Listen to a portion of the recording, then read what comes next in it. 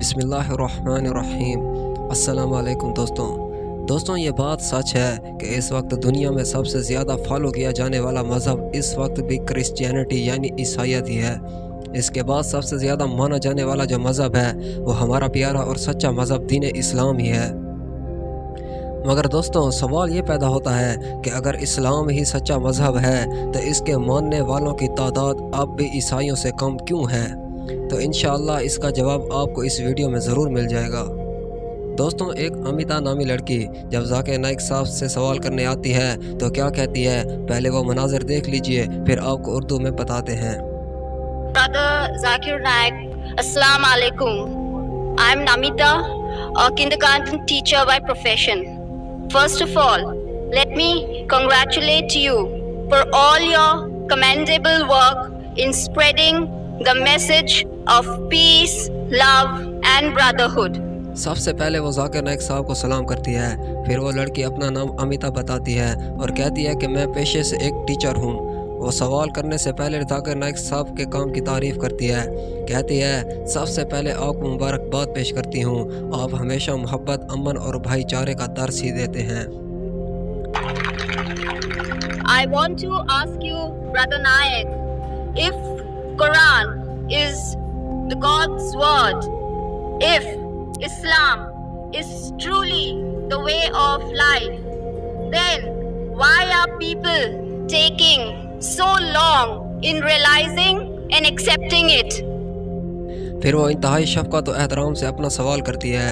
वो लड़की कहती है कि ज़ाकिर नाइक भाई, अगर कुरान खुदा का कलाम है, अगर इस्लाम ही सच्चा मज़हब है और अगर ज़िंदगी गुजारने के लिए वाहिद सीधा रास्ता है तो फिर क्यों लोग इस्लाम को कबूल करने में देर कर रहे हैं? अगर इस्लाम वाकई में सच्चा मज़हब है तो अब तक पूरी दुनिया को मुसलमान हो जाना चाहिए था। Islam is a religion. Why are people taking so long in accepting it?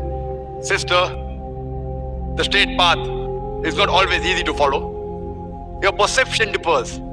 The perception of each individual differs.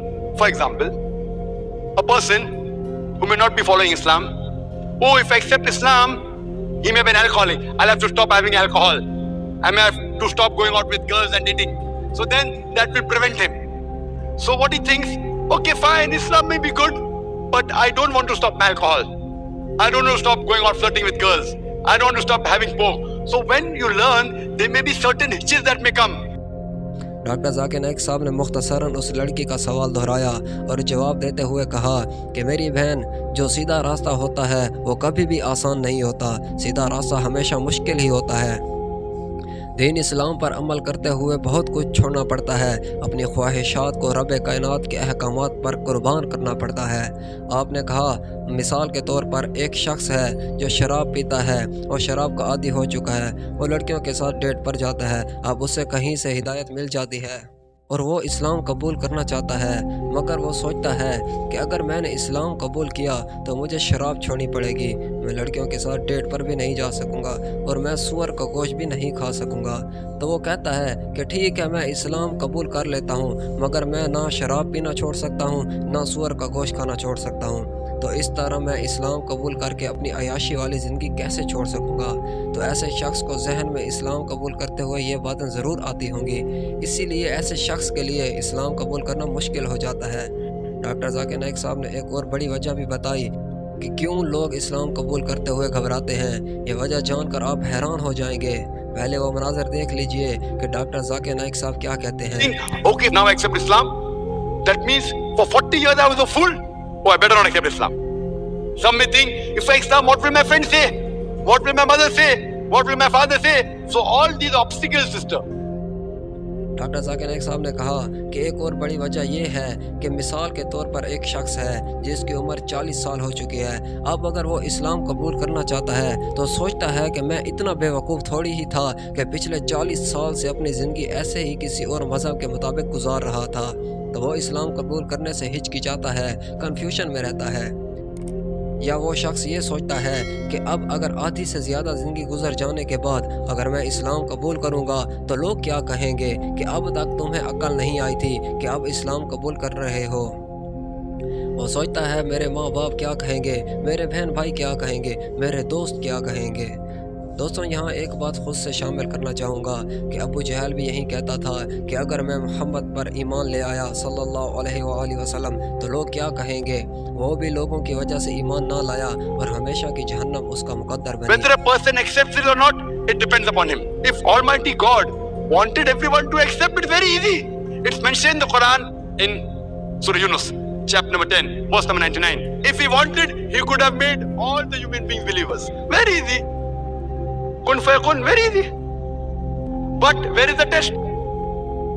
Allah says in the Quran, doctor Zakir Naik صاحب نے کہا کہ اس میں کوئی شک نہیں کہ اسلام ہی سچا مذہب ہے اور اسلام ہی حق کا واحد راستہ ہے، مگر یہ بندے کے اوپر منحصر ہے. اللہ سبحانہ و تعالیٰ نے بندوں کو اختیار دے دیا ہے کہ وہ حق کی طرف آنا چاہیں یا گمراہ رہنا چاہیں، ورنہ اللہ تعالیٰ کے لیے بہت آسان ہے سب کو مسلمان کر دینا.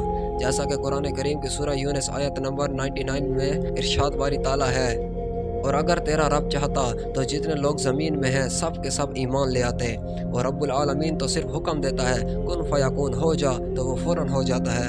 مگر ایسا کرنے سے پھر لوگوں کا امتحان تو نہ ہوا، جیسا کہ اللہ تعالیٰ قرآن کریم کی سورہ ملک آیت نمبر 2 میں ارشاد فرماتا ہے الذی خلق الموت والحیات لیبلوکم ایکم احسن عملا، جس نے زندگی اور موت کو پیدا کیا تاکہ تمہیں آزمائے کہ تم میں سے اچھے کام کون کرتا ہے.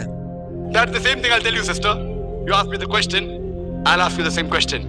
Then what is taking you so much time to accept the truth, sister? پھر ڈاکٹر ذاکر نائک صاحب نے اس لڑکی سے کہا کہ میری بہن، آپ نے سوال کیا کہ اسلام اگر سچا مذہب ہے تو لوگ اتنا وقت کیوں لگا رہے ہیں اسلام قبول کرنے میں؟ تو میں نے آپ کو جواب دے دیا.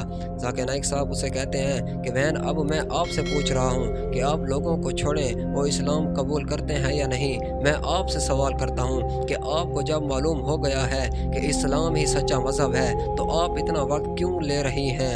آخر کس چیز نے آپ کو روک رکھا ہے اسلام قبول کرنے میں؟ Dr. Zakir Naik, I would just like to tell you something, that here with your blessings I accept Islam and repeat the kalma La ilaha illallah Muhammadur Rasulullah. MashaAllah, sister, may Allah bless you. And Allah come to Jannah. Welcome, sister. And Allah subhanahu wa ta'ala bless you and grant you Jannah. Ameen. ذاکر نائک صاحب یہ بات کہہ کر mic چھوڑ کر اپنی نشست پر بیٹھنے کے لیے جاتے ہیں تو وہ لڑکی نہایت ہی شفقت کے ساتھ کہتی ہے کہ ڈاکٹر ذاکر نائک صاحب، میں آپ سے کچھ کہنا چاہتی ہوں. میں آپ کی شفقت اور محبت کے نتیجے میں آپ سے متاثر ہو کر یہاں سب کے سامنے اسلام قبول کرنا چاہتی ہوں اور کلمہ پڑھنا چاہتی ہوں. دوستوں عام طور پر جب کوئی غیر مسلم ایمان لاتا ہے تو ڈاکٹر ذاکر نائک صاحب اسے خود کلمہ شہادت کہلواتے ہیں، مگر اس لڑکی نے جو کہ پہلے ہندو تھی خود ہی بلند آواز سے کلمہ شہادت پڑھا تو اس پر سارا حال تالیوں سے گونج اٹھا. ذاکر نائک صاحب نے اس لڑکی کو بہت دعائیں بھی دیں. حال میں موجود رضاکار عورتوں نے اسے گلے لگایا.